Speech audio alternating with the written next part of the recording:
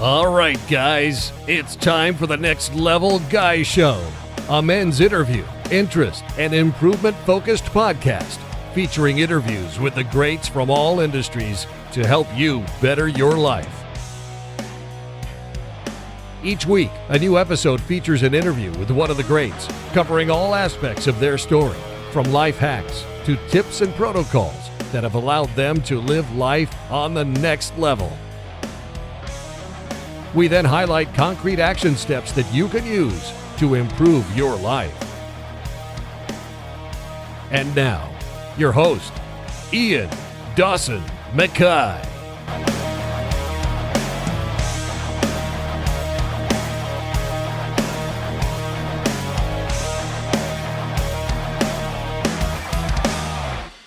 And today's guest is Dr. Mike Simpson. Mike Simpson, MD, has served over 3 decades in the military as an Airborne Ranger, a Special Forces operator, and finally as a Doctor of Emergency Medicine, assigned to the Joint Special Operations Command. Throughout his career, Mike has deployed to 17 different countries, from the jungles of South America, conducting counter-narcotic operations, to the deserts of the Middle East, fighting the global war on terror.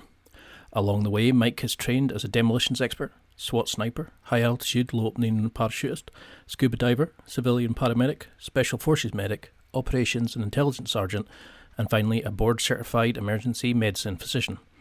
Mike is also a martial arts enthusiast who's trained in Muay Thai and currently has a rank purple belt in Brazilian Jiu-Jitsu.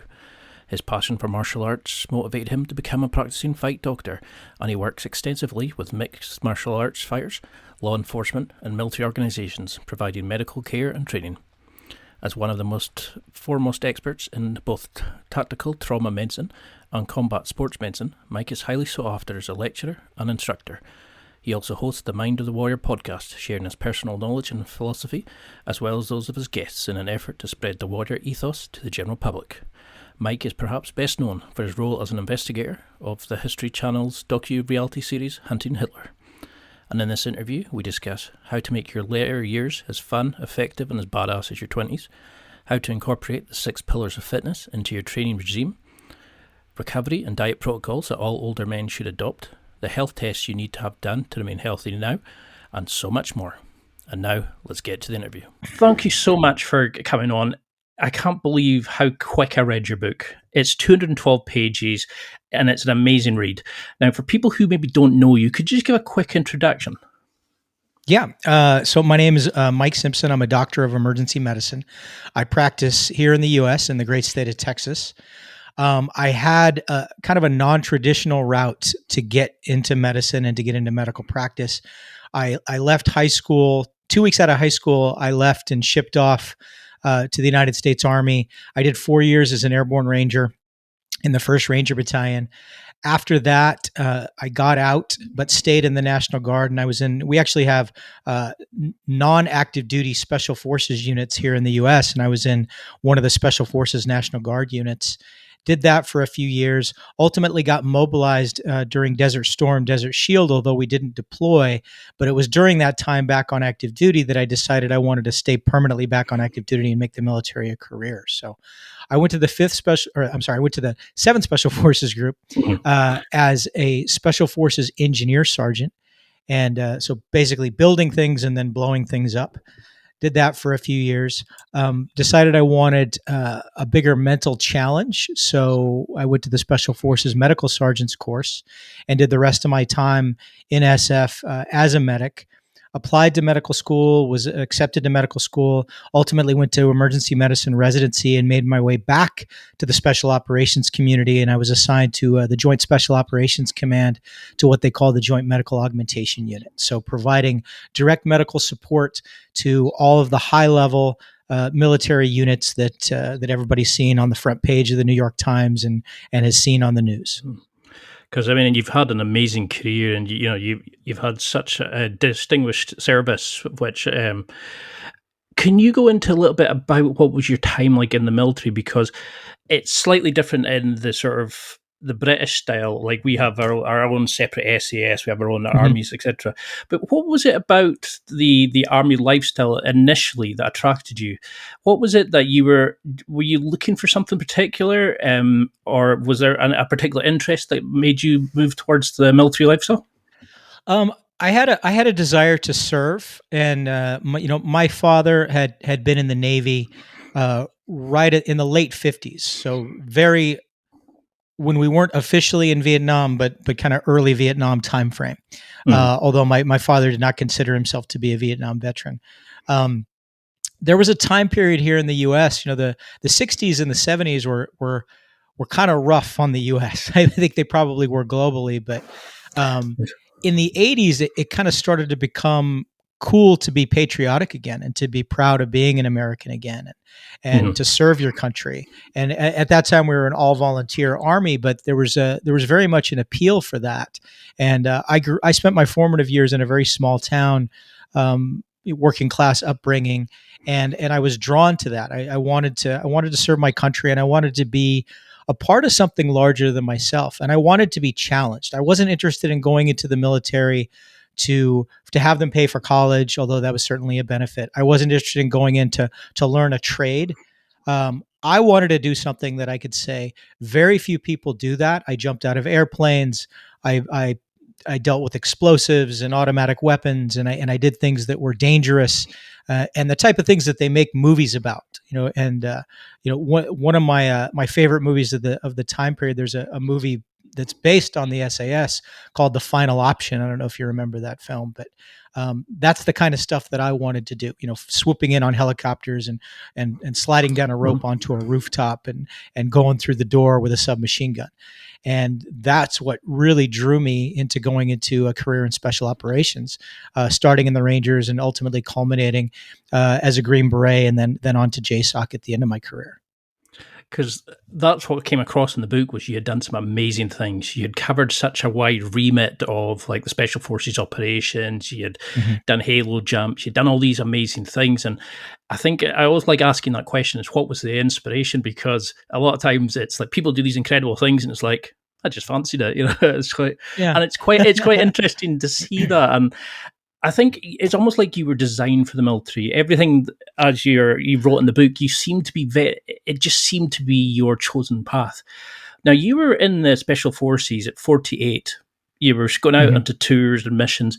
You were, well, I don't like the phrase hanging with the young guys, but your performance was exemplary. You were just competing, you were training, you were doing everything that they could possibly do.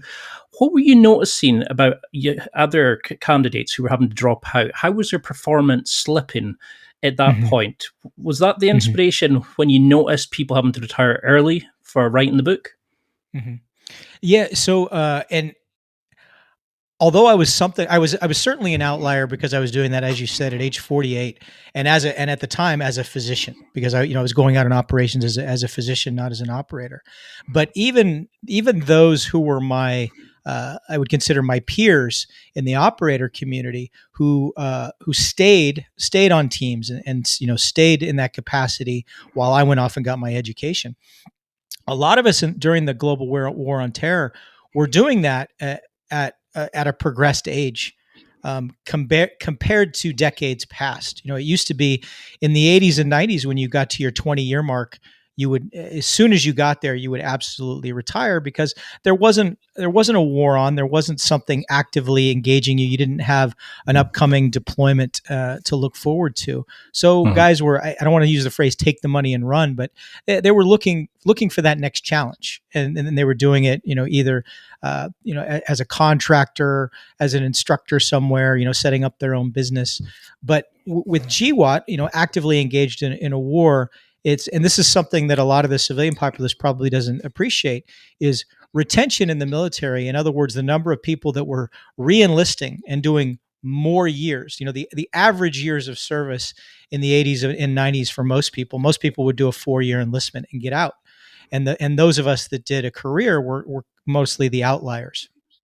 But during the global war on terror, people were re-enlisting. People were staying in past those 20 years. People were tearing up retirement paper, tearing up separation papers, so that they could stay engaged because we had a purpose, we had a mission, and it kept people active. But to answer your question, I know that in kind of a roundabout way, the big thing that I noticed, those who had the most trouble as they got older were those who didn't adjust to the fact that our bodies don't recover at the same pace, number one, and that you have to really, as it becomes an old man's game, to coin a phrase, it has to become a game of wisdom. You have to look for the smart way to do it as opposed to the hard way to do it. Whereas a younger guy, I went through special forces selection in my 20s, and as I was able to just basically put my head down, bite a hole in my tongue, and do it, even though I was not in the best shape at the time, because I had a body that was resilient enough that it could spring back and recover quickly enough that I could go on to the next training evolution.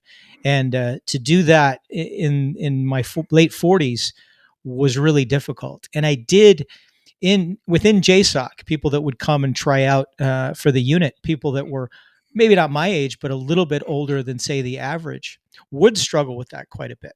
And that a lot of times would separate them from whether or not they were going to have the ability to do the job or not when it mattered. So do you think a big problem we face is that the cultural norms are, once you get to your twilight years, as they call them, 40s, 50s, you're meant to start getting fatter. You're meant to start enjoying life and sitting with a cigar and, like having the whiskeys. Mm-hmm. And is it that we're taught, oh, that's it, you can't get fit again. We're taught to be fat and lazy. It's acceptable. Or is it more a culture of fast foods? We haven't got challenges in our lives. What would you say? Is it that the initial mindset problem that we need to fix, that we can maintain our bodies through this level?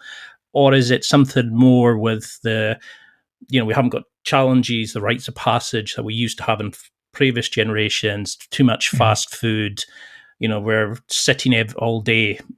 Where would you say the problem initially stems from, of why we can't keep our performance up as we enter into the old further generations?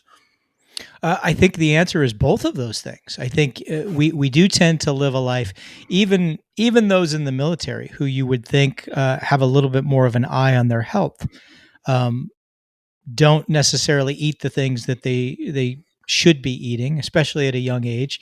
I treated my digestive system like a landfill when I was in my 20s, because I could literally just get away with eating anything. And it's, if I wanted to eat something, I'd eat something. And to me, I just went and did this amazing workout, and I would go directly and just fill my body with garbage because I didn't have a good relationship with food. And I think a lot of us don't in modern society. Getting food has become easy. I talk about in the book how portion sizes have grown exponentially, how fat content, sugar content, processed carbohydrate content, so carbohydrates with a high glycemic index, have gone up exponentially. If you look at a plate of food today, not only the size of the portions, but how calorically dense it is, and in not necessarily good calories, it's just gone up quite a bit. And you can attribute that to GMOs or preparation, or the fact that we're getting stuff handed through our car window or in a can or from the freezer section or in a box. So all of those things are issues for our longevity as we age. And then when we get to that age, it's exactly what you were talking about. We get to that point, and I talk about this as well in the book, that we start to tell ourselves, I don't have anything to prove any longer. When I was in my 20s and 30s, I had something to prove. Now I'm the old guy who sits in the corner, and like you said, with my whiskey and my cigar, and the youngsters come over to me and I dispense wisdom to them. The idea that I can be in the gym or out on a mission or, or stacking on the ramp at 16,000 feet to jump into the abyss with them at that age seems alien. It just doesn't seem right. But when you reflect on the fact that if you go back thousands of years and you look at King Leonidas at age 60, being in the phalanx at age 60 on the field of battle in Thermopylae, it's certainly possible. And what one human being can do, another human being can certainly do. And it's just a matter of having a good relationship with fitness, with preparedness, with mentally what you can do, putting the right fuel in your body to do so. because it definitely comes across that in the book, was how with just a bit more preparation you can sort of perform at sort of elite levels. You can keep your performance up to the same kind of standards as people who are younger than you. You just need to approach it from a more sort of calculated, more thought out approach. And that's a bit that annoys me when you go into a gym and you see all these old guys who, they're told just go and do a bit on the bike, just do a bit on the treadmill, and they're just enough to keep them healthy, but not enough to actually become fit. And I think this is a problem. It's like we have guys who go off to the jungle, who train, who do these like special forces. You're using tree branches for pull-ups, press-ups, all these sorts of things. And we're then saying to these guys in state-of-the-art gyms, just keep yourself fit no more. It's almost like we're kind of not sure what to do at this stage. And this is why I'm so glad you came out with the book, because we can't find older athlete stuff in the cool training magazines that you see. The pandemic's taught us that we need to spend more time on our health, that we could all die very quickly. But there's nothing to kind of say, you're an older person, you maybe got diabetes, you're maybe at the start of numerous diseases, how you can then bring your performance back. There's all these fast foods. You can order a date online. You can order food online. We're not giving ourselves the challenges. So what was it about the special forces that initially showed you mentioned about food as fuel rather than just something to enjoy? You've talked about the different style of the training that you were incorporating. What was it about the special forces, and over the last, say, 20 to 30 years, have you noticed in their approach to training, dietary requirements? How have they changed as the sort of information and the technologies got better? Yeah, great question. So the entire SOF community, special operations community, and I give the Rangers a lot of credit for spearheading a lot of it. The Rangers have always been really good about taking the lead when it comes to advancement in human performance, and have really set the example in a lot of ways. And I think they took the lead when it came to that. And one of the things was recognizing that just a good old fashioned Army chow hall, right? You go in and you get in a line and you get a tray, and they slop a bunch of stuff in that tray, and it's the same thing. When I came in the Army in the 1980s, it was, you go through the line and they throw a pork chop, and I don't know if in the UK, do you guys know what succotash is? Oh, it's fermented. What do you call No, it? it's succotash it's lima beans and corn mixed together. It's considered a kind of a staple. Like nobody eats it at home, I don't think anymore. but all through the 80s and 90s, you could find it in Army mess halls, right? So they throw down a pork chop, a big spoonful of succotash, a big spoonful of mashed potatoes with gravy on top of it, and that was your food, right? Good old fashioned American fare, which probably wasn't the healthiest food for you to eat. There wasn't any eye given to what your ideal caloric intake should be, what your ideal protein intake should be. Nobody knew what a glycemic index was. Nobody knew how often you're going to have requirements throughout the day for more calories. None of that was thought out. And then at some point, the military finally started saying, hey, you know what? Professional sports teams have nutritionists who figure out how many calories they're expending in a day and what their caloric requirement is to do their job, to maintain muscle mass, and even to improve their muscle mass. So maybe we should start to take a look at that. And they did. And again, the Rangers took a big lead within the SOF community, and the SOF community kind of led it on a larger scale to we are going to treat our people like what they are, which is very high level professional athletes. And we're not gonna have just all right, we're gonna show up every day and do these traditional Army exercises, jumping jacks and squat benders, and then go for a run, and that's just whatever you do is what you do. It became more of let's look at exercise physiology. Let's look at personal trainers and see what are our tasks that we absolutely need to accomplish on the battlefield, and how can we address that through our physical training and through our nutrition. And that was totally an alien concept when I came in the 1980s and even up through the 1990s as an operator. But in the era of GWAT in the 21st century, we've really, as a military, embraced those 21st century concepts when it comes to fitness and nutrition, when it comes to exercise and what you're using as fuel to keep that force going. Because as they say, an army moves on its stomach, and that's come to the forefront. And those of us from the old guard, some of which there was some resistance to that, is, this is the way that I've always done it. I get up in the morning, I do what's called my daily dozen, and I go for my 5-mile run. And then I'm going to go eat sausage and eggs with biscuits and gravy on the side and a gigantic cup of black coffee. And that's the way we've done it forever. And I'm going to put a big old wad of chewing tobacco in my mouth, and I'm going to move out and soldier on. And I'm very happy that we've started to look at the science behind fitness and performance optimization and longevity optimization, and we've applied that to soldiers in their everyday life. Because it seems insane, doesn't it, that we're at this stage where we have these elite performers who are going out in like life or death missions, doing some of the most under the most extreme conditions, and we're turning to them and saying, "Just get what you can eat." They're treated the same as that's our rank and file, and that's the kind of thing that annoys me. Is like there's probably more care being put into sort of a school canteen at times than what we used to do. And when you think back to what we used to eat, it's terrifying. Now, you mentioned in the book, like you had to basically find out what worked for you yourself. You mentioned about the red hat guy, the guy that looked at the plan to see how the opposition could then, break it up and see where the problems were. So you did that for your own longevity, for your own performance. You built the kind of the parameters of the warrior athlete at this point.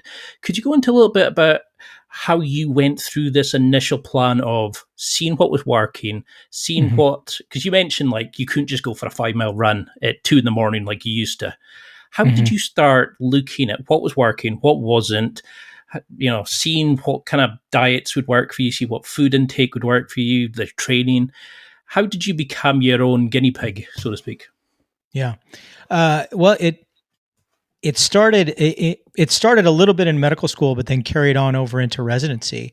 And I started medical school at 36 and graduated, and I was an intern at age 40. So I was in middle age at that point, whether I wanted to admit it to myself or not, and working a very, very odd schedule when I had to maximize not only those rare times that I did get a chance to exercise, but also be a lot more mindful of what I was putting into my body as fuel. And I noticed that it just definitely wasn't working out for me the way it had for me when I was younger. It definitely was not things that were working for my younger classmates in both med school and residency were not working well for me either. I seemed to need more sleep.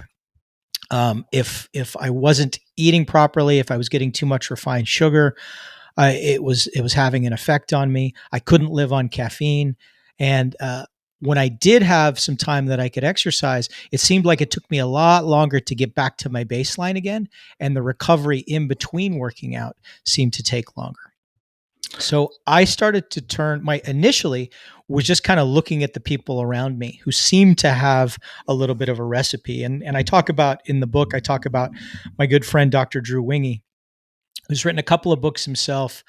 He's always had an eye on high performance and optimizing human performance. He's a guy that introduced me to Brazilian Jiu-Jitsu, really strong guy, built like a bodybuilder, but has exceptional mobility and cardiovascular endurance as well.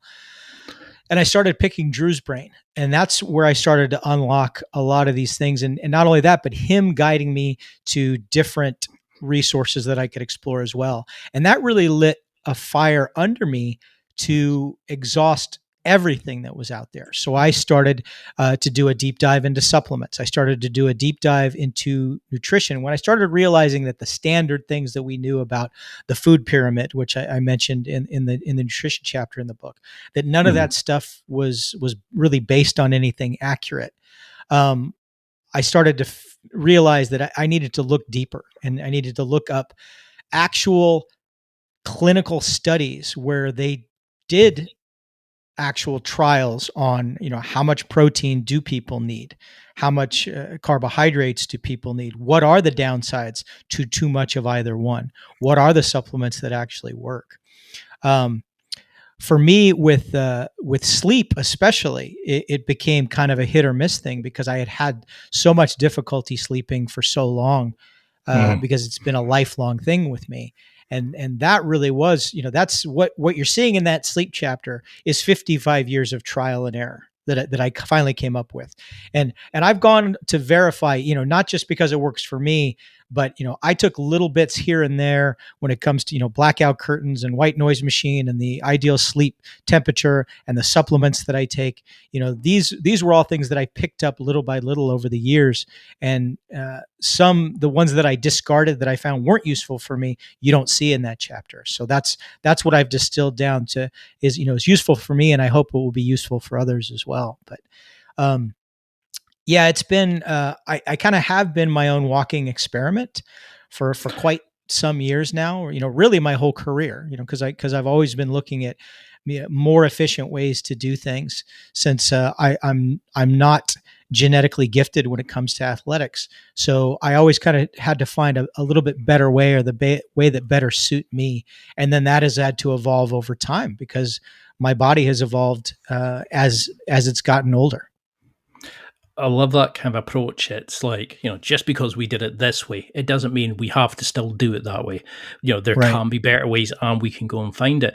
And I think that's something that you do allude to in the book, is that, you can recover when you're younger and do a 5 mile run on crappy food. You can do this, you can do that, but you're going to pay for it later on. And I think maybe we notice it more as older athletes, because you've got an injury that you've carried when you were younger, and your body's just maybe not recuperating, and you're maybe slowing down, you're not pushing yourself.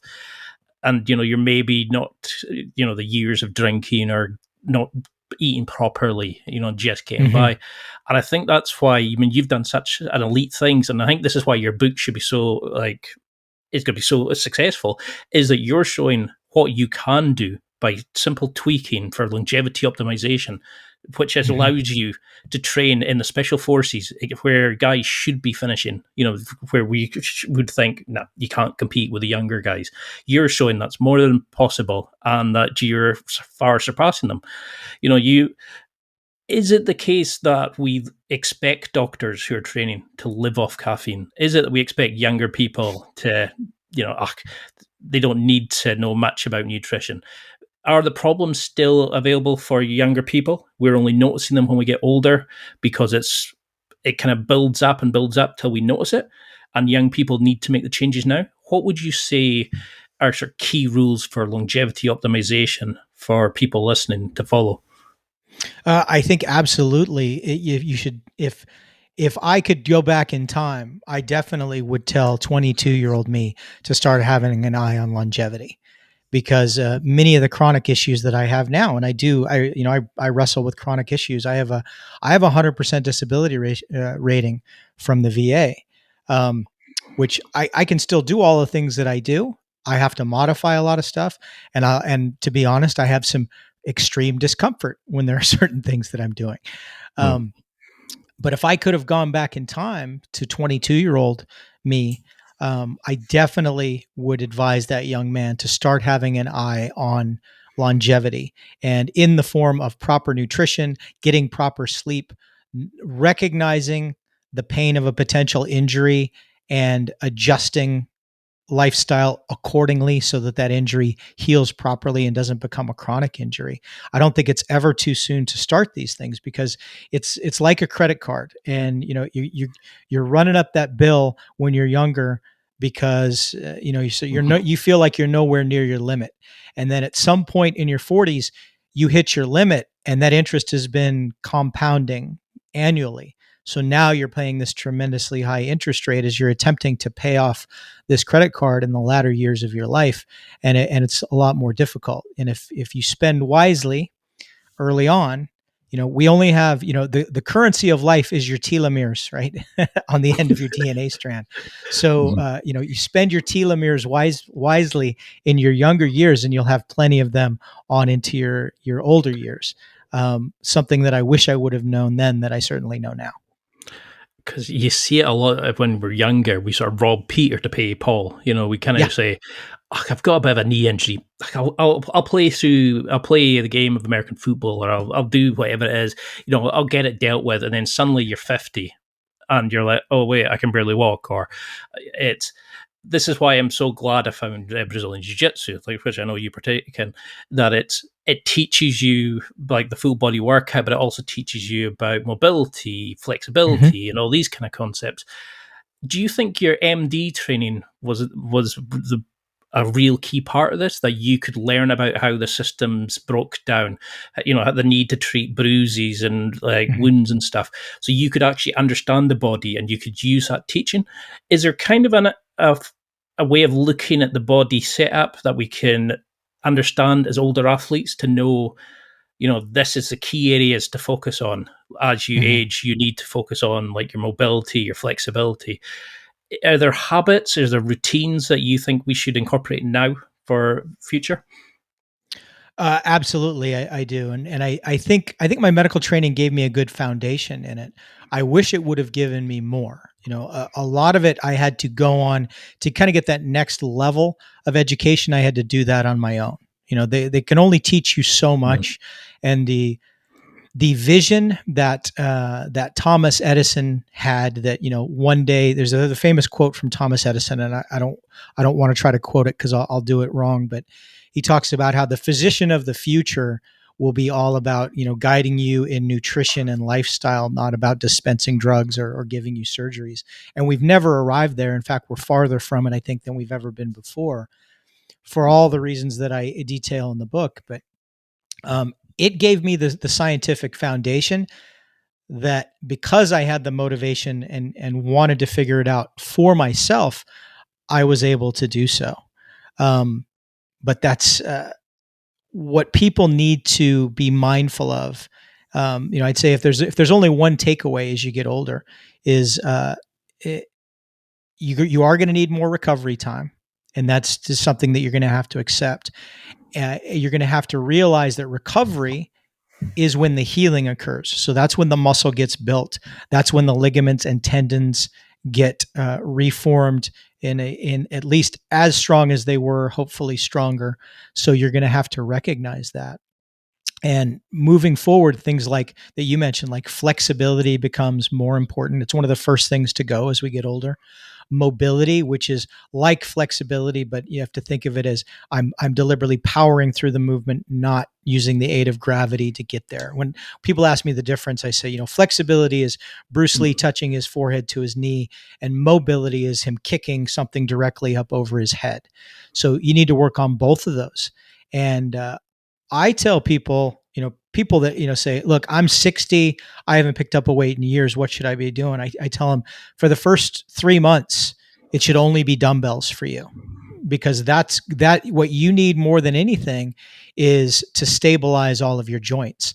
And if you're using barbells, if you're doing traditional bench press or traditional squats, the other limb, the other side of your body, is always helping out with that exercise. Whereas if you're isolating a limb, whether that's through lunges or through dumbbell exercises, dumbbell curls, presses, whatever they might be, you're working the entire range of motion and all of the muscles that surround those joints to stabilize them. And that is what is going to keep you from getting injured, because what's going to sideline you when you get older?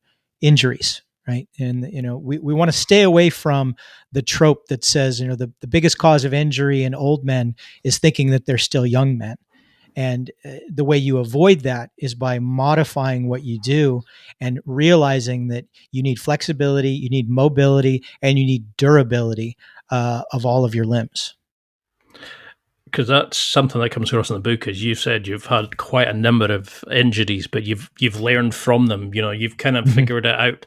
And I think it goes back to that human guinea pig approach of, you didn't have a plan, or you didn't know how to do this, so you had to find it for yourself. And I think this is why this is such a gem of a book, is you've actually outlined the nutrition we need to follow, the health planning that we need to follow as we get older, the training requirements. But you're not just coming out and saying, here's a training program, just get on with this. You're actually showing that it's very individualized, but this is what you do, this is how you work, your supplementation, that you offer the key kind of concepts.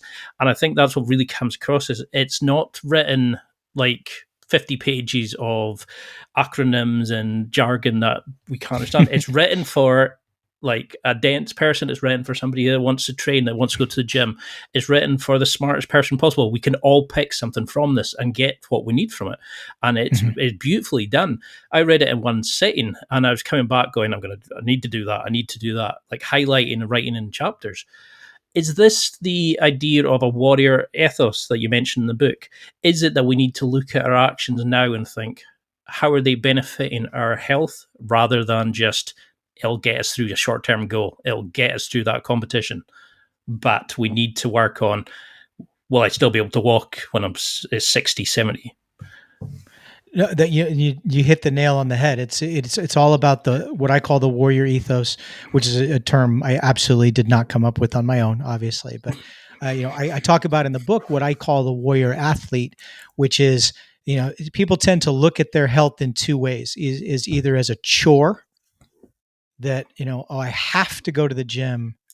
I'm dreading it. I didn't. It's been a much longer day than I thought. I don't feel like doing it, but I have to do it. It's a chore. Eating well is a chore, right? Because then we reward ourselves with these cheat meals, because eating healthy food is a chore. It's like work, right? So that's one way that people look at fitness. And then the other way that they'll do it is they'll look at it as a hobbyist. Is oh yeah, I got a gym membership and it's kind of cool, and I go, yeah, whenever I can I go. I try to get some time in, and I get on the elliptical for a little bit, and then I start to get some beads of sweat on my forehead, and I know that's enough, and I step away. So if you're looking at it as a chore that's kind of on the bottom of your list of things you enjoy doing, or as a hobby that it's just this pleasant little diversion, you're never going to kind of break through to that next level of fitness. But if you look at it as a warrior athlete, I'm approaching this as a warrior, and a warrior gets up every morning saying, I'm going to be a better version of myself today than I was yesterday. I'm going to be a better version of myself this week than I was the week previously. Meaning a little bit more weight in my exercises, a little bit more number of reps, a little bit faster time, just progress over perfection, and not only looking to perform well, but looking for that longevity, that this is going to be steady improvement over the course of months and years and a lifetime. And that's what's going to keep me coming back and keep me from getting sidelined with injury. You have to look at it in all of those respects. And as you said, it's once you've kind of embraced that warrior ethos and incorporated that into your approach to fitness, it really becomes a lot easier. It becomes something that's enjoyable because it's part of your lifestyle and it's how you identify yourself. Because that's the part that really hit me, was when I was reading the book, was how you looked at that. Is if you take it as a hobby, if you take it as just, it's one of those things, I'm going to try and eat healthier. It might do a wee bit better now, but you're never actually going to reach the level of performance that you can, and you're maybe setting yourself up for damage later on. And when you talked about looking at food as fuel rather than just as a treat now, and how much it kind of compounds on itself, builds up that interest, which you have to pay off later on. In fact, looking at yourself as a warrior athlete, looking at yourself at betting yourself every day, that really hit home. Because I think a lot of us just go, I need to go to the gym. I should be going to the gym. The family's around, right? I'll go on vacation. I'll deal with the gym when it comes later on. Suddenly 10 years have gone by and you're out of shape. You can barely go up the stairs without having someone a heart attack. And that's what's scary, is time will pass quickly. We just think, we just don't see it. We're so focused on short-term goals, which you mentioned in the book, rather than looking at it as a long-term overall version of ourselves. and that we will have to pay for the damage we do as we're younger. So how would you start incorporating the 6 pillars of fitness, your philosophy on food, into our lifestyle now? For people that are listening, could you go into a little bit about how we should view food, how we should eat? I know it's difficult because it's 212 pages, but there's so many other areas I still want to cover. But Yeah. that's what I loved about this book, was that there's so many different things that you could focus on just to improve yourself in the fitness alone. There's the food stuff, there's the health screening test. There's so much involvement in here, but it's not, you're not having a go. You're explaining it all in very simple terms and recommending why it's affected you, using yourself as an example. So how could we start building maybe sort of 3 to 6 key rules into our lifestyle that's going to affect our performance? It's going to allow us to continue to act as we're 20, 30 as we reach the sort of later years in our life? Great question. I can sum up the way that I sum up my whole nutrition chapter really in what we call here in the US an elevator pitch, right? Is, if I'm in an elevator, somebody, and I have to, these are the only words I'm ever going to say to this person. And hopefully I'm going to give them some information about nutrition that they can use for the rest of their life. I tell people, look, like I said earlier, if somebody's handing it to you through a car window, if you got it off a shelf in a can or in a box, or it came frozen, then that's not what your body needs. Okay. You need healthy produce, green leafy vegetables. Your plate, whenever possible, should have the colors of the rainbow on it. So multicolored, big colorful vegetables are always a good thing. Healthy, lean meats. I eat a lot of poultry, a lot of turkey, a lot of chicken, and I eat a lot of fish. Salmon is my best friend when it comes to fish. I love red meat. I try to make that an occasional thing.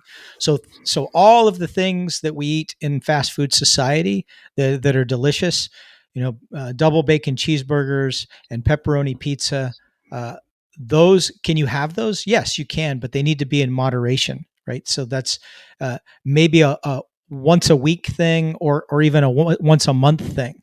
Your meals periodically can be something like that, but the fuel that you're putting in your body every day needs to be as close to the source as possible. It needs to look like a vegetable that recently came out of the ground, and it needs to look like a piece of meat that was just carved off of the carcass.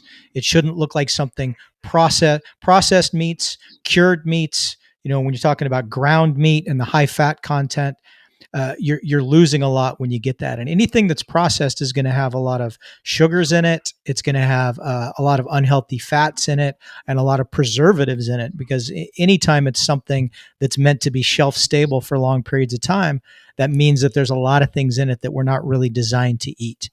So I like to stay away from industrial farming stuff as well. So I don't eat, I eat very little bread, very little pasta, and things of that nature. Because if you think about what our ancestors ate, they certainly didn't have tractors to harvest wheat that looked like the same thing that drives the space shuttle out to take off, right? So if a vehicle like that is involved in the chain of acquiring that food, it's not something that's probably good for you.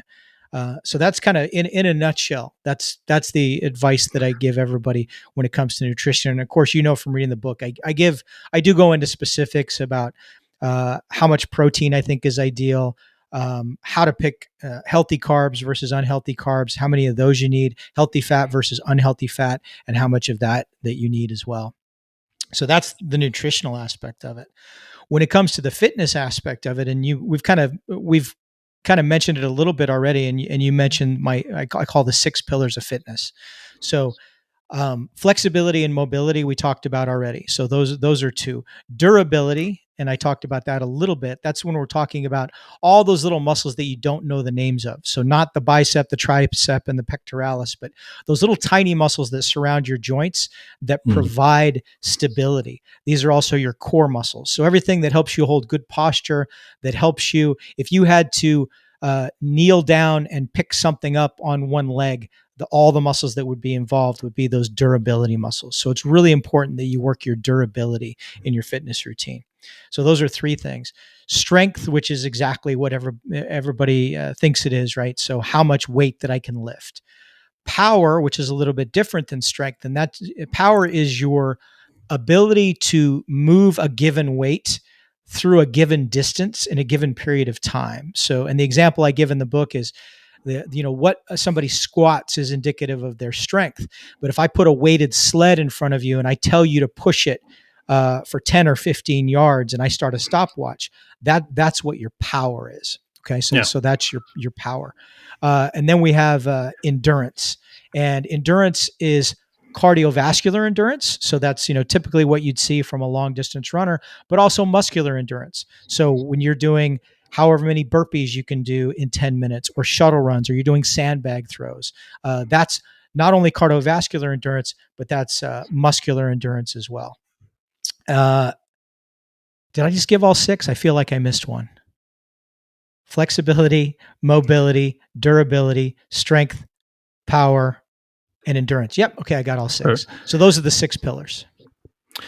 Because that's definitely something that comes across as where a lot of like books that I've read, they're playing checkers. They're kind of saying, eat better, go to the gym.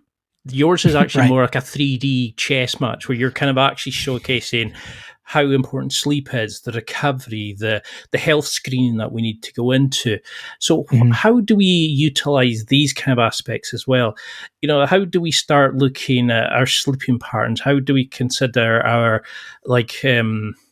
all the additional stuff? How should we start incorporating that into it? Because as they serve the younger people 30, 40, they're listening to this just now, will be thinking, yeah, I need to worry about that when I'm 50. I need to worry about getting like my tests, my smears for women, or I get, I get the finger up the bum kind of a test, all these Right. kind of things. I know a lot of guys don't know the official names. Right. How do we start thinking about this as now, this is something we need to do now? We can actually affect and change these things. Because I have a history of diabetes in my family. I have a history of cancer in my family. So I was very keen on your book of starting a lot of the supplements you mentioned, of improving my sleep, which I know is notoriously bad because I'm spending a lot of time with a podcast and stuff like that. So I'm maybe not sleeping as well as I should be. I can start taking the supplements you mentioned. But what other sort of health aspects should we be looking at for athletes, for anybody who picks up a copy of your book? Yeah. I think it's important that I'm always amazed at, I have met people, I've had people come into my emergency room at age 50 and they'll and say something like, this is the first time that I've been to see a doctor since I was, 12, 15 years old. That's, I don't go to doctors. And unfortunately, typically when somebody comes in with that story, it's really bad. The reason that they're there on that day is really, really bad because they haven't gotten these periodic screenings. And that's something that the military has actually done fairly well. And the reason being is because the military looks at active duty troops as a commodity. So, having a comprehensive physical exam before you even enter active duty is important to make sure you're physically fit enough to do so. And then comprehensive physical exams before you go to certain schools, whether that's, jump school, dive school, flight school, or something of that nature. And then also periodic health assessments in the intervening time to make sure that everything that you're doing militarily hasn't had a deleterious effect on your health, and that your eyesight is still good, your blood pressure is still good, your lab values are still within the normal range. So people in the military do a pretty good job of it, only because it's really not their choice, right? It's required. You get your records get flagged if you've gone too long without having a physical exam or a physical screening. And in the civilian world, people just aren't doing that because, we've taught people that doctors are somebody that you go to when things have already gone bad, right? We do a very, very poor job in preventive medicine. And preventive medicine is lifestyle, but also, and lifestyle is probably 90% of it, But then the screening aspect of it that we're talking about now is a pretty important 10%, because doing things like getting a skin cancer screening, skin cancer really common in the U.S., but very treatable if caught early. Prostate screenings, your colonoscopy, getting your eyesight checked, and getting your eyesight checked and getting a comprehensive eye exam is really important. You'd be surprised at the number of diseases, systemic diseases, that ophthalmologists are the one that catch them through doing a comprehensive eye exam. The early stages of diabetes, the early stages of cholesterol buildup, connective tissue disorders, and things of that nature. Comprehensive eye exam is really important. A hearing exam, really simple things. Having your blood work done. You might have a family history of a thyroid disorder, but nobody's ever really talked about it, and it's important to identify that early. So, especially once you hit age 40, you need to be seeing your doctor every couple of years. Really, before that, if you don't have a regular doctor that is your regular doctor, then that in your 20s and 30s, that should be your priority, is going in and establishing a relationship with a physician that knows you, getting a baseline on everything, on all of your lab work, to know what is normal for you right now at this age, and then coming up with a plan for them for how often you're going to go in and see them. And in your 20s and 30s, it might be, if you don't have anything going wrong, I'll see you every 5 years, or something of that nature. But definitely as we reach middle age, it needs to become a every couple year thing. And eventually, really, it needs to become a once a year thing. It's time for a quick break. There are millions of potential products to buy, so how do you know which ones are worth your hard-earned money? Simple. You go to nextlevelguy.com/affiliates and explore those that will transform and improve your life. You'll find deals, listener exclusives, and special offers with some great companies. Recommendations are 100% honest and only on items Ian has tried or believes in. The companies showcased will make you a better man in all areas of your life. Simply go to nextlevelguy.com/affiliates and level up. Because that's the thing that really hit home was your book was on about preventative care that we can put in place now, that we don't need to become fat and old like the old grandpa sitting on the couch. We can actually be still performing at elite levels. I mean, you've demonstrated what we can do with a bit of trial and error, finding out what works for us, by adapting our training program, by looking at our recovery methods. And this is why I think the book is going to be such a success, is you've written a whole life breakdown. You're not just saying, go to the gym and eat better. You're saying, but look at your sleep, get your eyes tested. And you're explaining it why, but you're not just sitting going, because I said so. You're explaining why, how each thing can break into each other and how it can help, but how we can still perform like we are now. And rather than ruin the good old days, we can actually still be going off and going for hikes. We can still be doing the elite things that we are doing now. Do you think another thing is that we're not getting challenges anymore? That we're in, there's not many wars on at the minute, that we can just get food delivered to us. Like I'm saying, we can get dates, we can order a lift to our door to wherever we're going. Mm-hmm. Is it now that we need to establish a challenge in our lives? Like we should be running a marathon each year. We should be, skydiving. We should be doing something. Is this why the elite performers can maintain their performance over the average Joe more, that they're pushing themselves out of the comfort zone? Yeah, I do think that there is an aspect of that. There's the old saying that's been repeated many times is, hard times gives birth to hard men, and then hard men give birth to easy times, and easy times give birth to weak men, and then weak men give birth to hard times, right? So, we had generations before us that struggled, and because of their struggle, we have the life and lifestyle that we have now. Like you say, technologically, and in the developed world, you can get, I can order almost anything that the heart desires on my phone, and it will be delivered in 24 hours to my front door. So it's certainly made for a softer society. So I think giving ourselves something to strive for, and if you have that warrior athlete mentality, you might not be getting ready to get on a helicopter with a SEAL team and go into a hot landing zone somewhere, but you can be getting ready for a CrossFit competition or a Spartan race or a marathon or a triathlon or a Brazilian jiu-jitsu competition. Give yourself something to strive for. But I caution everyone in that. And because I talk about this in one chapter of the book, is don't go into the allure of I'm so focused on peaking for this event, this performance, that I'm going to take shortcuts. Give that as something out there hanging in front of you. That's the carrot that you're going for, but don't get so caught up into it that that's not an excuse to slack off for 3 months and then in the fourth month before competition, really try to pour it on to get ready for it. Right.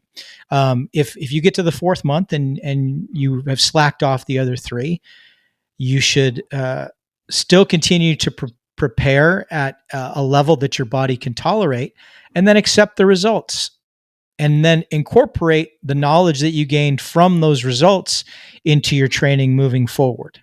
Right. Because at the end, you go out and do a Spartan race on the weekend. Nobody, your name's not going in the Guinness Book of World Records for running a local 10K or doing a local triathlon, right? You're only competing against yourself. But yeah, definitely give yourself something to strive for. And it might be something as simple as once a month, I'm going to get together with my friends. And instead of working out on our own in our own garages, our own gyms, we're going to get together on a Saturday and we're going to come up with this really crazy workout routine that we all do together. And this is going to be for bragging rights amongst my friends on, hey, I was able to do a lot more sandbag carries, this month than you did this month. So you just give yourself something to shoot for and some type of challenge, because once you stop challenging yourself, you stop evolving. Because I think that really comes across in the book is not to look at things as a short-term goal. Look at it as a long-term mission. Look at your fitness, your health as a whole life cycle, rather than just, I'm going to train for this and then I'm not going to do anything else again from it.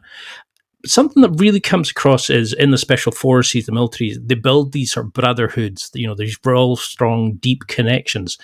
Do you think we need to figure out how to build friendships? Like a lot, because I read somewhere that a lot of men say that they've barely got more than 2 or 3 friends. I think it was something like 60% of men said they didn't have a best friend, for example. Do you think that's the beauty of the military kind of approach, is that it builds these kind of connections with one another? Could you give tips on what you've learned from your time about building these sort of strong brotherhoods to get guys that would like to go on the same path and train together and, sort of age gracefully or chaotically, depending on how you want to look at it? Yeah. One thing that I talk about in the book is that the military gives you that tribe, as we refer to it. It gives you a tribe of like-minded individuals who are all working together towards a, if not the exact same goal, towards parallel goals. So you lift each other up, and you do that in a couple of different ways. When you need a little bit of extra help, they will be there to motivate you. When you stumble, they might be there to lend a hand to get you back on your feet. You're also there because it brings out the competition in you, and you see somebody who's running a little bit faster than you, and you strive to catch up to them. So in all these ways, you are helping one another, and there's some both spoken and unspoken peer pressure involved in that. And I talk about in that chapter, it's easy to find friends to be comfortable with. It's real easy to join a club that is going to smoke cigars together or do barbecues together or golf together. Those are easy groups to fall into, right? It's a lot more challenging to say, I want to find a group of people that we're going to push ourselves to the point of exhaustion, possibly even to the point of vomiting, and we're going to do this on a regular or semi-regular basis. That's a little bit more challenging, but in the end, it's a lot more rewarding when you do find those people, and they will lift you up, because when motivation fails, when internal motivation fails, you have to fall back on discipline. But sometimes even discipline fails, and then what will motivate you is that external motivation of the peer pressure of being judged by the members of your tribe, who you're going to have to hear from them if they say, hey, all of us were at the gym Saturday morning at 8 o'clock and you weren't there. Why weren't you there? Are you sick? Are you injured? What's wrong? Because we're your tribe and we're concerned about you. So, the military gives you that. Unit cohesion is important. Esprit de corps, as we call it, is extremely important. And both your leaders and your peer group lift you up and push you to be the absolute best version of yourself, so you can reproduce that in the civilian world. And it's that's one of the good things about the age that we live in, is even if you live somewhere in a remote rural area, we all have these wonderful electronic devices where we can be on Reddit forums or in a MyZone users group or in a Facebook group for people that ride their Peloton bikes or run on their treadmills or do CrossFit. And we can share ideas and we can post our accomplishments and we can learn from others and help each other out. Bless you. Thank you. And it's, that's the great thing. There's a lot of negativity on the internet, but that's certainly some positivity that is out there, is that you can find these groups, these online groups that lift each other up and motivate each other. Because I think that's the beauty, is like you're saying, is technology has a lot of flaws. We compare ourselves on social media.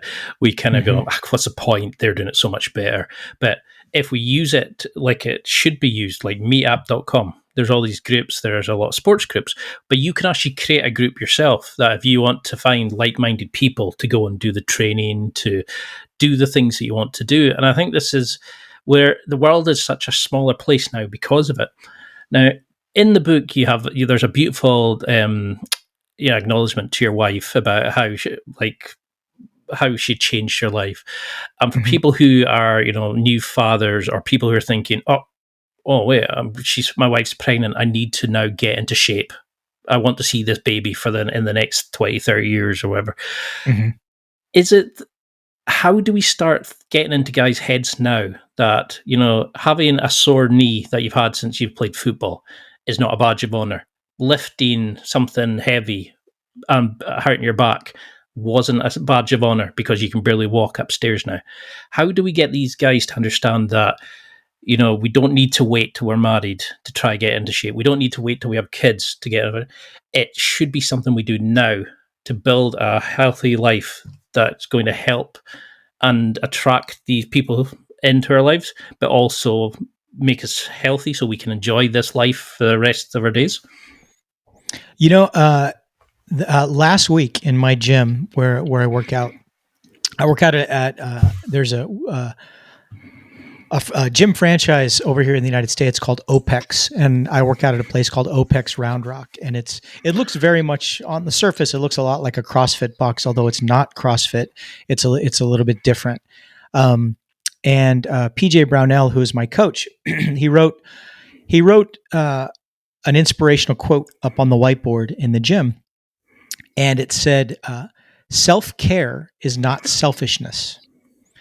And that's one of the problems that we face, and I hate to say it, but it's almost especially true when it comes to relationships, is if you have two people in a relationship and one is going to the gym, and then especially if that's a spouse and there's children involved, is oftentimes the person who's not going looks at that as, okay, you're being selfish. You're going to pursue something away from me, away from the rest of us, that you are indulging in, and that's selfishness.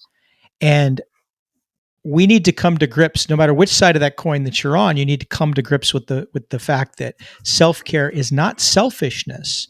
My wife recognizes that I spend as much time as I do in the gym because I want to be her husband until the ripe old age of 104. I want to see my grandchildren and my great grandchildren be born. And the way that I'm going to do that is through taking care of my body, right? So it's not a selfish act. I'm not just, going there just to get away from everybody else and do something that's just for me. It's for them too. And I'm a better provider. I can work harder. I can build my business more effectively as an entrepreneur when I'm healthier. All of these things are important. I'm a better lover to my spouse when I'm in peak health. I mean, these are things that are just undeniably true. So we should stop looking at it as selfishness. It's the same when I go to Brazilian Jiu-Jitsu. That's not a selfish pursuit. That's, I certainly enjoy it. But if God forbid anything ever happens and I have to defend myself or my family, I'm going to get those tools that better enable me to do so. So we have to break through a lot of the problems that we have. Are these kind of societal constructs that we've put up these walls? That's a good example. Another one is, and we started to talk about it a little bit earlier, is we as a society and individuals have a very unhealthy relationship, not only with food but with sleep. And we come up with all these reasons that we don't get enough sleep, and it all boils down to we don't have a healthy relationship with sleep to begin with. And that allows all these other impediments to kind of to work their way in between us and getting restful sleep. And again, because what is somebody who wants to get enough sleep is sometimes looked as being either selfish or lazy, and that's not the case. Because that approach to self-care is brilliant, because a lot of people sit there and go, I can't go to the gym because she's missing me, or rather than saying, let's come along, or let's have set time for me and you to do stuff. It's like when in an airplane, it loses pressure, they say, put your own mask on first, rather than try to help somebody. And, it's that kind of thing of, but I need to help people, I'm a nice guy. And you're like, yeah, well, if you lose consciousness, you're not going to help anybody. And you could actually make the situation worse. And I really like that kind of approach. Now, military life is set up. It's very very controlled, and they used to say that you get told when you eat, sleep, and shit, basically. And I've got friends who are in the military, well, the British military. How do we turn to people and say, okay, let's make fitness a habit for you? That doesn't just mean going to the gym. How would you start habit hacking this? How would you start saying, would it be once a year, go see your doctor, 3 times a week, do X? And I would recommend Brazilian Jiu-Jitsu, which I'm a massive fan of. How can we build fitness into a habit? Because I'm very much a fan of making things into a routine, into a ritual. So you don't even need to think about it. You're already doing it. What tricks for this kind of thing have you had with patients? Yeah, I think the first thing is, look at, what are your overall fitness goals? So, what do you want to be fit for? Is it just, I just want an overall state of fitness? There's some type of event that I want to do. I've always dreamed of doing whatever it is, the Spartan race, the triathlon. For me, I use mixed martial arts as my gauge. So my fitness tends to be geared towards, can I spar more effectively against opponents? Can I pick somebody up, throw them over my shoulder and slam them to the ground? Can I evade strikes and duck under and get takedowns? Can I do all of these things? So that's kind of the gauge that I use. But really, I want to be fit, just to be fit, because I want to live longer and I want to have a more rewarding life. Deciding what you want it for and what your goals are, that's an important first step. And then looking at, I advise that you never go more than 48 hours. And that's 48 hours is really kind of pushing it. 24 is ideal, without doing some type of physical activity. So figure out how much time you're going to be able to dedicate that. And I would say the absolute minimum amount of time is, let's say you're going to do something 4 days a week, right? And that might be 3 days of hard workout and a 4th day that's more of like an active recovery. But even if you only have that much time, if you're going to work out on a Monday, on a Wednesday, on a Friday, and then try to do something Saturday or Sunday, you're still only having that 1 day gap in between. Once you start having 2 day gaps in between, then you start to lose the progress that you've made. And you're just not as productive. So figure out what days you can do it. And some people, the week is just a non-starter. There's no way they're going to do it in the week. They're just too busy. Maybe they're working 2 jobs, or maybe they have an incredibly long commute. So that might mean that Saturday and Sunday, you absolutely have to work out both of those days. If you have a family, that might mean that you have to get up early, or you have to carve out some time for yourself. You're just going to have to figure out when that time is available. And if you absolutely are saying to yourself, well, I'm 100% sure I don't have time, look at where your time is going. And if your time, if there's a lot of internet time on there, a lot of television time on there, a lot of you're pursuing a hobby that time could be spent on physical fitness, that's where you're going to have to start carving out the time. Certain things, your boss expects you to be at your job a certain number of hours per day. You're going to have to drive to and from work. You're going to have to go to prepare food. That's going to take time. To go buy food, that's going to take time. You're going to want to spend time with your kids and your significant other. But even when all that's done, and you figured in your sleep as well, I'd be willing to bet that most people have 45 minutes in there. At least 3 to 4 days a week, they have 45 minutes in there that they can carve out. And maybe that's, it might be your lunch hour. It might be something, a lunch hour. If you're commuting on the train, you're going to look kind of funny doing air squats on the train, but maybe that's something that you have to do just to stay active. It's something that you just have to figure out. Because that's the great bit about the book, is you give an example of your training program. You're not saying that's what everybody has to, but you give an example of how you train, the different factors, the 6 pillars of fitness. But you also show the variety of different things we can do, and you also have a wee bit about how we can incorporate family vacations, how you can change up your fitness at that point, how there's always something you can do. And nowadays, with all these kind of like squash, Brazilian jiu-jitsu, five-a-side football, whatever it is, there's so many different ways that you can train without realizing you're training. You don't need to just go to the gym for 4 days a week and throw weights around. There's so many different varieties. And the 6 pillars are a great part of the book, because you can look at and go, I'll do something for this day. I'll do something for this day. There's active stretching. There's active mobility work. There's so much more involved in it.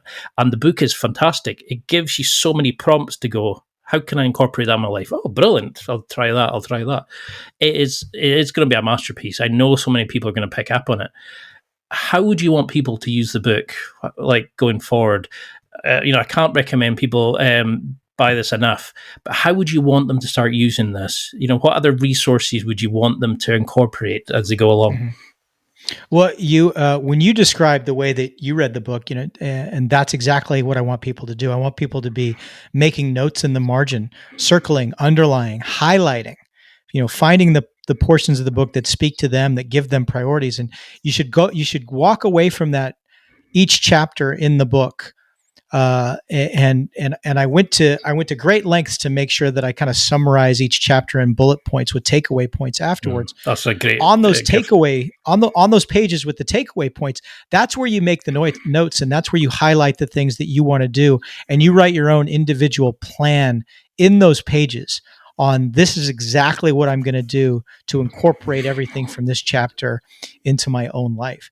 That's how I would want them to approach it. And then the resources that I would like you to seek outside of the book, I talk about in there how important it is to have a heart monitor, because you can't manage what you're not measuring, right? So in order to measure your heart rate, what zones you're in, your caloric output, all of those things, you're going to need to have a heart rate monitor. I recommend, at least initially, I hate counting calories. I absolutely hate it, but I recommend that people do it at least for a brief period of time when they're starting something like this, even if that just means continuing to eat exactly what you're eating now, but then recording that. There's a ton of apps out there you can put on your phone and I guarantee there's an app out there that no matter what it is you're eating, you can type it in, and it will give you ballpark of what the calories are and the caloric breakdown by your macros. It'll all be in there. Log what you're eating now without any changes. Just log it for a week, and you'd be shocked at how many calories you're getting. I guarantee you're getting way more carbs than you think you're getting, far less protein than you think you're getting, and probably too much saturated fat and too much processed sugar as well. So just do that just for a week. So that's a resource that I would like for people to reach out to. If you don't know where to start when it comes to physical fitness, take those 6 pillars that I talk about in that chapter on fitness. Go to a gym and find a trainer and sit down with them and say, these are the things that this guy's telling me to work on. What do you have to offer me in a fitness program that addresses all of these things? And a lot of these there's a lot of programs out there that you can do online. P90X is a great program. It's a lot of time to invest, but there's a lot of programs out there that are similar. And we live in a day and age where you can sign up for something like, the Beachbody program, which has a whole bunch of different fitness programs involved in it. A lot of it's body weight.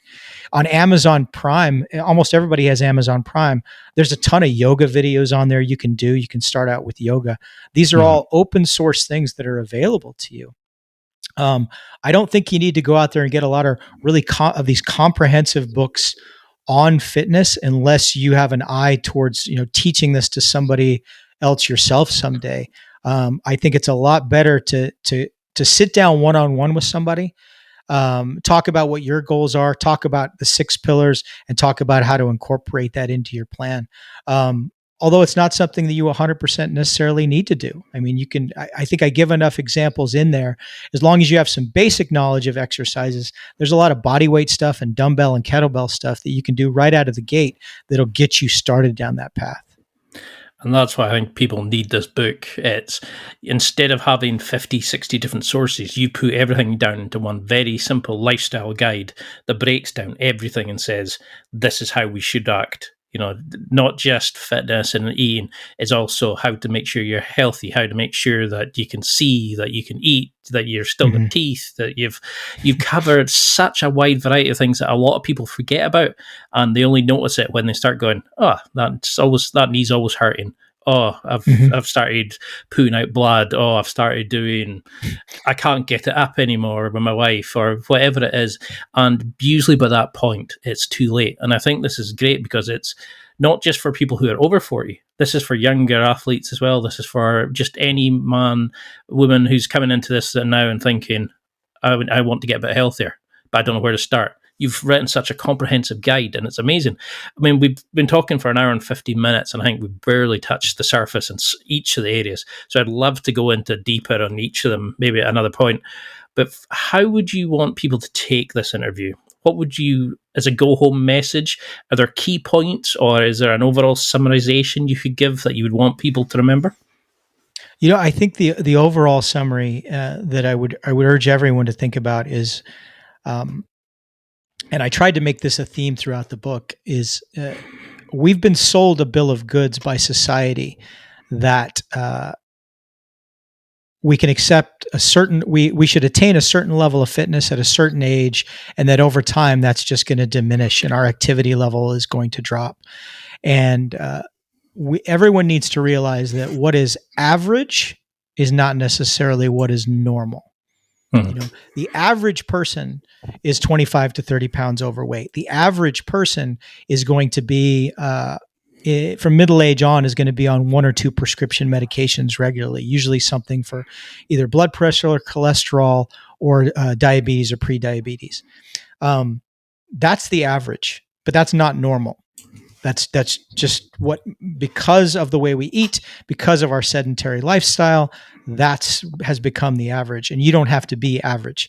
You can be highly above average is very much attainable, and you can continue to perform at a high level into your 40s, 50s, 60s, and beyond. You just have to believe in yourself and ignore what the conventions of society has told you. And my advice to everyone listening this would be to go to Amazon.com or BarnesandNoble.com or wherever books are sold and buy my book, Honed: Finding Your Edge as a Man Over 40.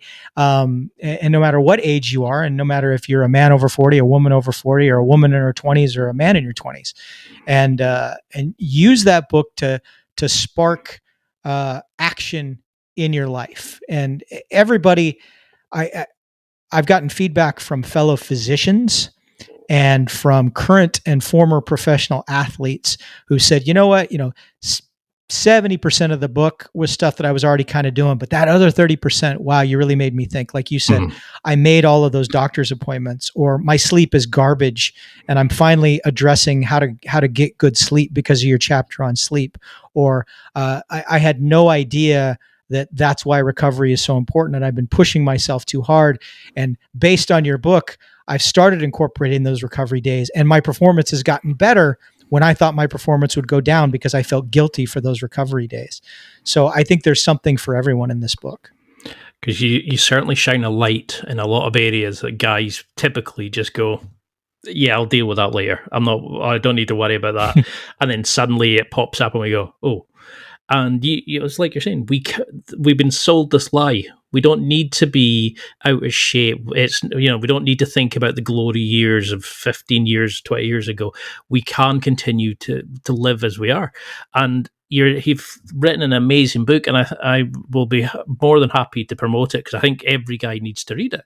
Because when I first read it, I was like, there's so many prompts and there's so many insights, but there's so many motivational points. I think, right, I can change my life this way. Oh, I hadn't even thought about that. Oh, I better get that sorted. And it's like you're saying, preventative medicine now can mean you can do amazing things as we age, and there's no reason not to. We just need to understand that we can do it. We need to accept that. And I would love to have you on again and do a round 2 and really get into this. But for people who want to work with you, who want to buy the book, who want to find out more about you, can you give your social media handles? Where can we find out? Where can we listen to your amazing podcast? Those sort of things. Yeah, my podcast is Mind of the Warrior. It's available on all platforms: Apple, Spotify, Podbay, pretty much all of them. At least I think it is. My social media handle on Instagram is Dr. Mike Simpson, spelled DrMikeSimpson.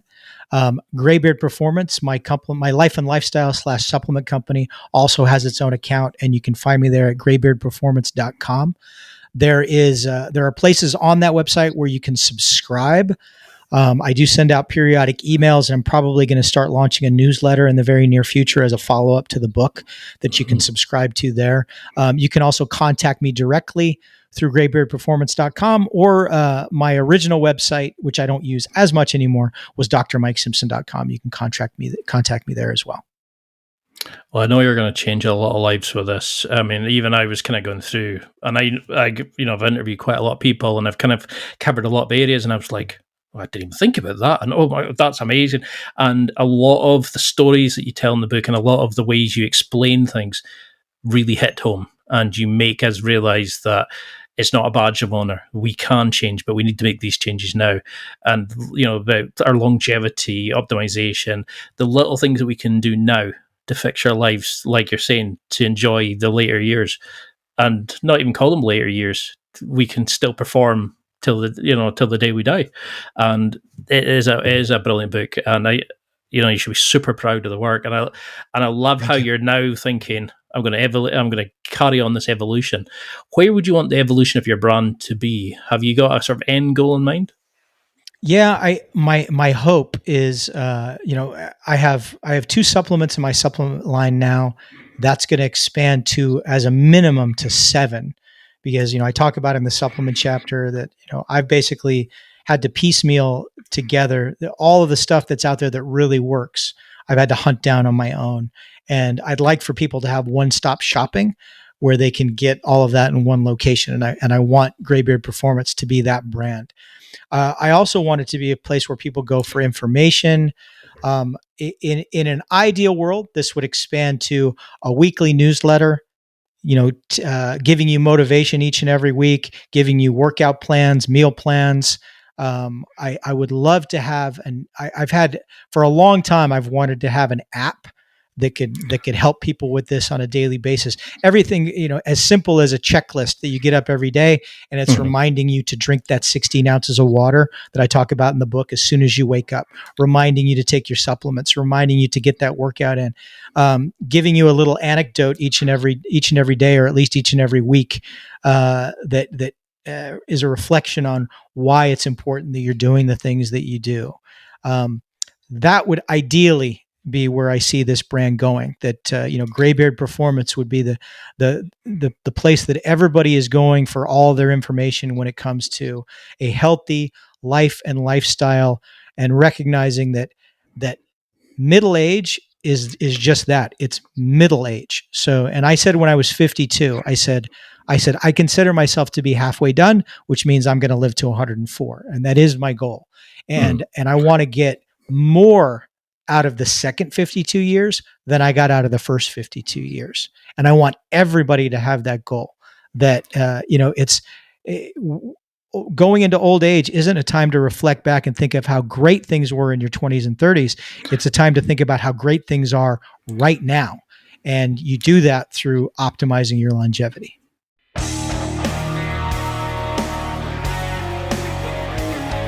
Well, that's it for another week, and thank you for listening. It's now time to take what you've learned and use it to develop and enhance your life with the key points mentioned. Listen, try it, embrace it, use it, and crush it. Now's your time to hit that next level in your life. If you liked this episode, then please leave a comment on the show notes or a review of the show on your podcast platform. Everything helps evolve the show. Until next week, keep seeking the next level in your life.